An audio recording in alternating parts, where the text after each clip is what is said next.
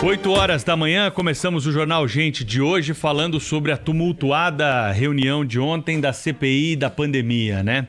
Quem prestou esclarecimentos foi o ex-secretário de comunicação do Palácio do Planalto, Fábio Weingarten, né? Que irritou senadores, foi ameaçado de prisão.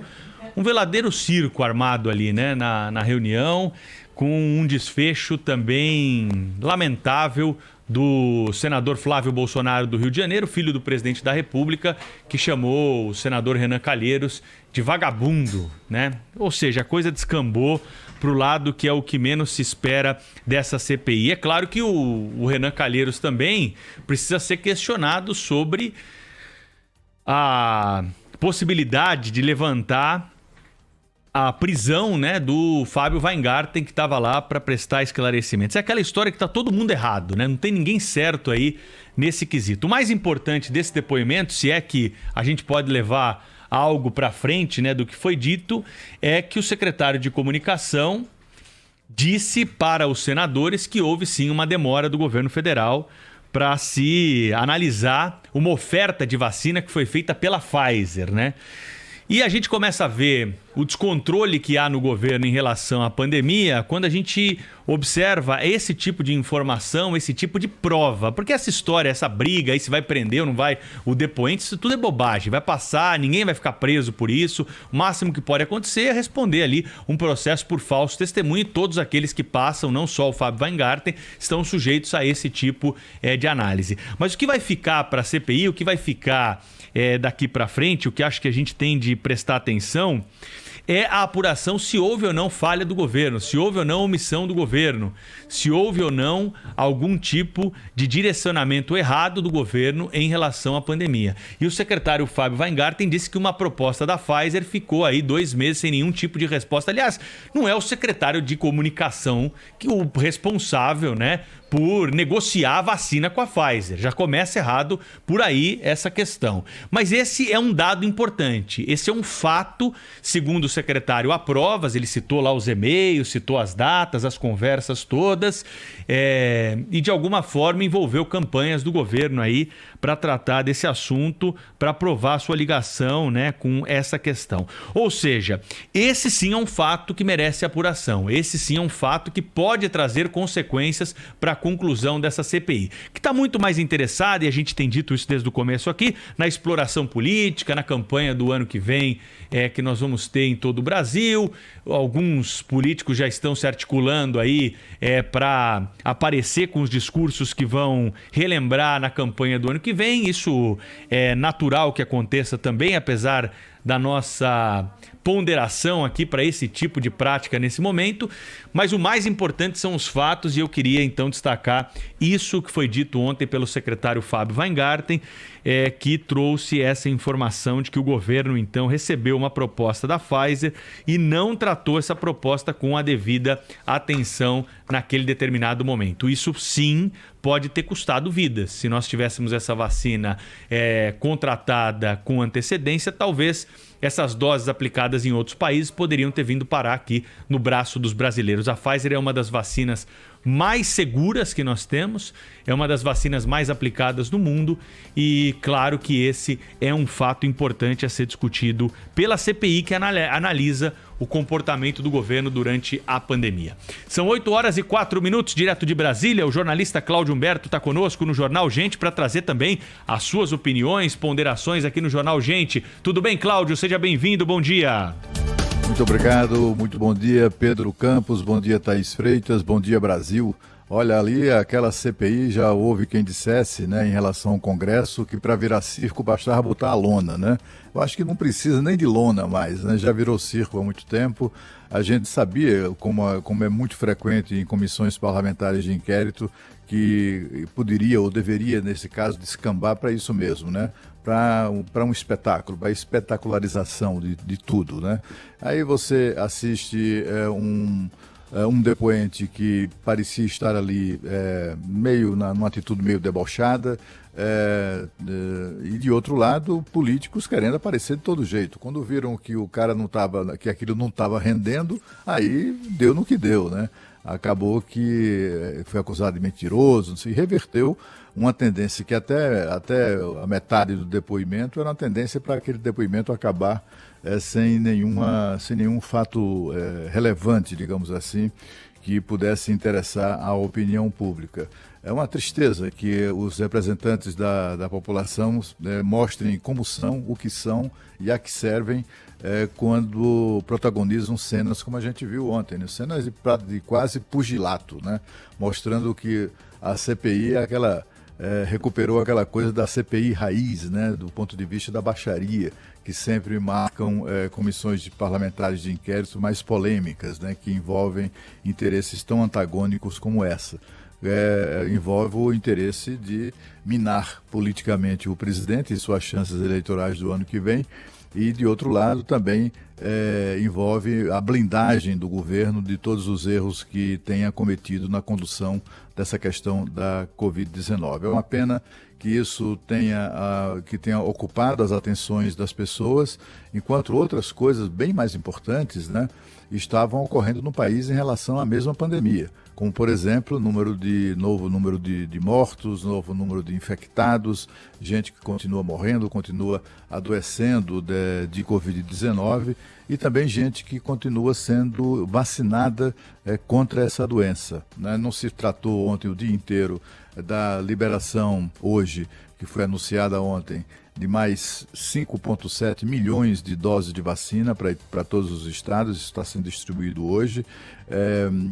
Não se falou da chegada iminente de mais doses, 600 e tantas mil doses da Pfizer que chegaram ontem também, que chegariam ontem. É um outro dado muito importante, e tampouco se falou no fato de que ontem os estados, o Ministério da Saúde contabilizou, segundo números da plataforma independente vacinabrasil.org, o Ministério da Saúde contabilizou 82.813.000 doses distribuídas aos estados até este momento. Quase 83 milhões de doses, das quais quase 56 milhões já foram aplicadas. 55.907.000 foram aplicadas até ontem.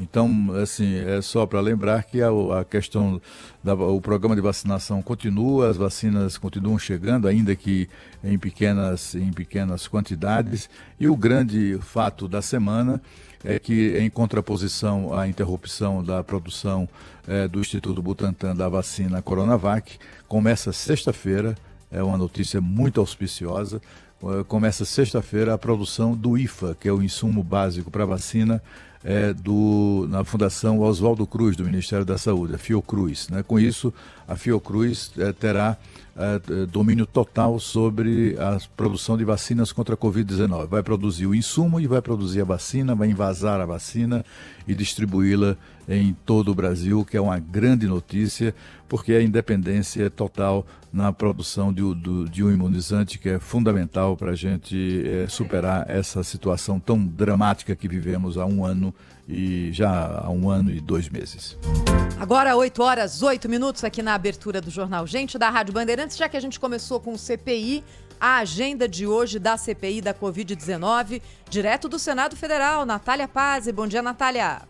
Oi, Thaís, muito bom dia para você, para todo mundo que está nos acompanhando. A gente encerra hoje, nesta quinta-feira, essa segunda semana de trabalhos da CPI. Hoje a Comissão Parlamentar de Inquérito ouve o ex-presidente da Pfizer no Brasil, o Carlos Murilo. Ele comandava essa representação brasileira da empresa farmacêutica norte-americana quando se iniciaram justamente as negociações com o governo brasileiro para a compra de vacinas contra o coronavírus ainda no ano passado. Por que esse depoimento é muito importante na avaliação dos parlamentares, até mesmo para ele explicar ali alguns pontos dessas negociações depois deste depoimento que acompanhamos ontem do ex-secretário de Comunicação Social do governo, Fábio Weingarten, que confirmou que o contato da Pfizer com autoridades brasileiras ocorreu em setembro do ano passado por meio de uma carta oficial e ficou ali pelo menos 2 meses sem resposta. Os membros da CPI acreditam que se o governo tivesse aderido à proposta da Pfizer já em setembro de 2020, muitas vidas poderiam ter sido salvas pela vacinação antecipada. E hoje vai ser mais ou menos naquele esquema de ontem, previsão de início ali marcado para começar às 9 horas da manhã, tem sempre um atraso de 20, 30 minutos. Primeiro, os senadores vão votar requerimentos, discutir questões de ordem e pretendem iniciar pontualmente às 10 horas da manhã o depoimento, então, de Carlos Murilo. Volto com vocês. Obrigada, então, Ana. Muito obrigada, Natália Pazzi, direto de Brasília, com a agenda de hoje da CPI. Claro, todos os detalhes você confere conosco aqui ao longo do dia na programação da Rádio Bandeirantes. Queria também colocar um outro destaque, esse aqui não tem a ver com CPI, não tem a ver com Covid, mas tem a ver sim com o processo legislativo. Ontem, no finzinho da sessão, o presidente da Câmara dos Deputados, Arthur Lira, leu o ato de instalação da comissão parlamentar que vai debater a volta do voto impresso. E já há articulações dentro do Congresso para que tanto o presidente quanto o relator dessa comissão sejam pessoas bem ligadas à base de apoio do presidente Jair Bolsonaro. Não é de desconhecimento de ninguém que esse é um daqueles temas que, digamos, são caros ao presidente da República. Mais de uma vez, o presidente já levantou publicamente dúvidas, suspeitas a respeito do sistema eleitoral brasileiro. Fez isso de novo ontem, defendendo a volta do voto impresso, uma forma de auditoria. E aí o Congresso Nacional está embarcando nessa história. Queria dizer que eu lamento que isso esteja acontecendo dessa forma. É claro que ainda é um começo de discussão, as discussões são bem-vindas, mas essa discussão parte de uma tese sem nenhum tipo de comprovação, de conexão com a realidade. A tese de que existe ali uma espécie de teoria da conspiração que pode, a qualquer momento, deflagrar algum tipo de manipulação dos resultados eleitorais no Brasil. Minha gente, a urna eletrônica no Brasil começou a ser usada em 1996. Isso era no outro milênio ainda, 1996. Desde o ano 2000, ela é usada em todas as sessões eleitorais. É só você fazer a conta, eleição a cada 2 anos, eleição geral e depois prefeito. Quantas eleições já tiveram a votação por urna eletrônica no Brasil? Sem que nunca, nenhum tipo de contestação com argumento, com prova, com indício minimamente sustentável de que alguma coisa aconteceu errado fosse levada para frente. Jamais. E olha, não é por falta de prejudicados.